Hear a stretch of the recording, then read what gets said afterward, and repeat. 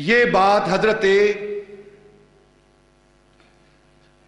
شداد نے اس روایت کو بیان کیا ہے، اور اس روایت کو نقل کرنے والے، کتابوں کے اندر لکھنے والے کون ہیں؟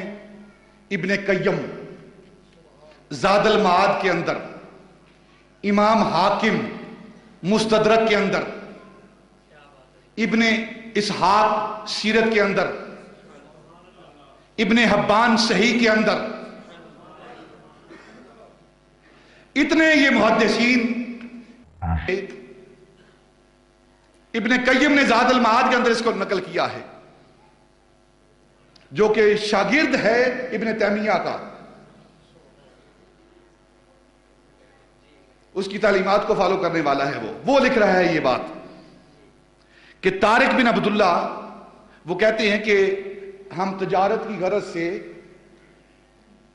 اپنے شہر سے نکلے اور مدینہ المنورہ کے مضافات میں ہم نے، مدینہ کے شہر کے قرب و جوار میں ہم نے اپنے لشکر کا، اپنے قافلے کا پڑاؤ ڈالا، ہم نے وہاں قیام کے لیے اپنا پڑاؤ ڈالا، ہم سفر پر جا رہے تھے، تو سارے ساتھی ہم اکٹھے بیٹھے ہوئے تھے، تو ایک شخص اجنبی آیا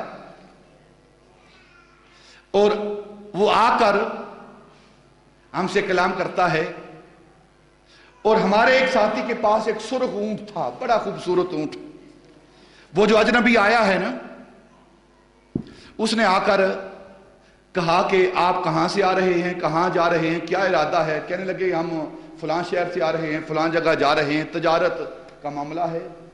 تو اجنبی نے پوچھا کہ یہ جو اونٹ تمہارے پاس ہے مجھے بڑا پسند ہے، سرخ اونٹ ہے، یہ بیچنا چاہتے ہو؟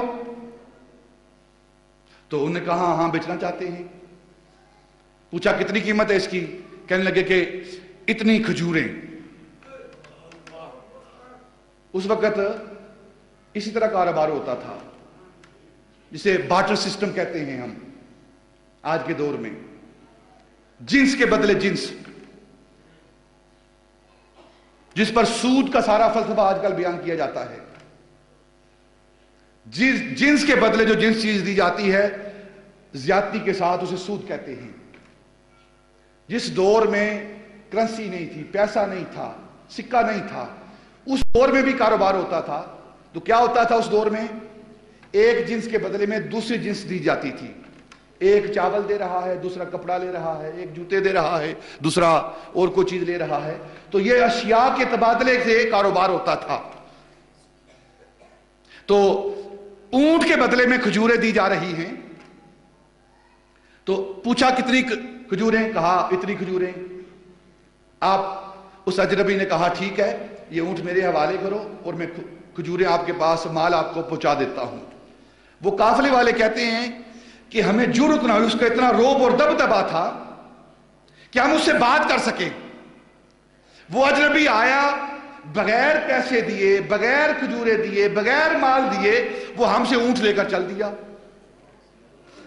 جب چلا گیا نا، تو ایک دوسرے کی طرف دیکھنے لگے قافلے والے کہ ہمارے ساتھ عجیب معاملہ ہوا ہے، ہم بزنس مین ہیں، بڑے چلاک ہوشیار ہیں، اور یہ ہمارے ساتھ کیا ہوا ہے کہ بغیر پیسے دیے وہ ہمارا اونٹ لے کر چل دیا۔ آپس میں ایک دوسرے کو کوسنے لگے، ملامت کرنے لگے کہ یہ ہمارے ساتھ کیا ہوا ہے، وہ چلا گیا ہے، وعدہ کر کے گیا ہے کھجوریں بھیج دوں گا، مال بھیج دوں گا، لیکن دیا کچھ نہیں اور اونٹ لے کر چلا گیا ہے۔ تو آپس میں وہ ناراض ہونے لگے ایک دوسرے سے، تم عجیب آدمی ہو، تم عجیب آدمی ہو، تم نے کیوں نہیں روکا، تم نے کیوں نہیں مشورہ دیا؟ تو ان کی نظروں کے سامنے وہ اجنبی اونٹ لے کر چلتا رہا، حتیٰ کہ شہر کے اندر داخل ہو گیا۔ اب سارے ہی پریشان ہیں، دن سارا گزر رہا ہے، اور وہ اجنبی جو اونٹ لے کر گیا کہنے لگا کہ میں آپ کو مال بیچتا ہوں۔ تو جب آپس میں سارے ایک دوسرے کو کوس رہے تھے نا، تو جو طارق بن عبداللہ جو قافلہ سالار تھا، اس کی بیوی ہودج میں بیٹھی ہوئی تھی۔ وہ ہودج جو اونٹ کے اوپر ہودج ہوتا اس پر بیٹھی ہوئی تھی، تو اس نے اپنے قافلے والوں سے کہا کہ تم پریشان کیوں ہوتے ہو، ملامت کیوں کرتے ہو؟ جب وہ شخص آپ سے گفتگو کر رہا تھا تو میں اس کے چہرے کی طرف دیکھ رہی تھی، میں اس کے چہرے کی طرف دیکھ رہی تھی. وہ چہرہ میں نے آج تک اتنا خوبصورت چہرہ نہیں دیکھا, اور میں قسم اٹھاتی ہوں تم پریشان نہ ہو جاؤ, وہ آئے گا, وہ دھوکہ دینے والا نہیں, وہ جھوٹے کا چہرہ نہیں, وہ کسی سچے کا چہرہ ہے. وہ آئے گا. ابھی شام ڈر رہی ہے تو ایک اونٹ آ رہا ہے, ایک انسان آ رہا ہے, اس کے سر پر ایک پورا ٹوکرا پڑا ہوا ہے. وہ آ کر ان کے سامنے, قافلے والوں کے سامنے رکھتا ہے, کہتا ہے کہ میں رسول اللہ کا نمائندہ ہوں, جو شخص تم سے اونٹ لے کر گیا تھا اس نے ہمیں بھیجا ہے, یہ لو پہلے کھجوریں کھاؤ. سارا قافلہ کھجوریں کھائے, اور جو باقی رہتی ہیں اس سے اپنی قیمت پوری کرو اونٹ کی,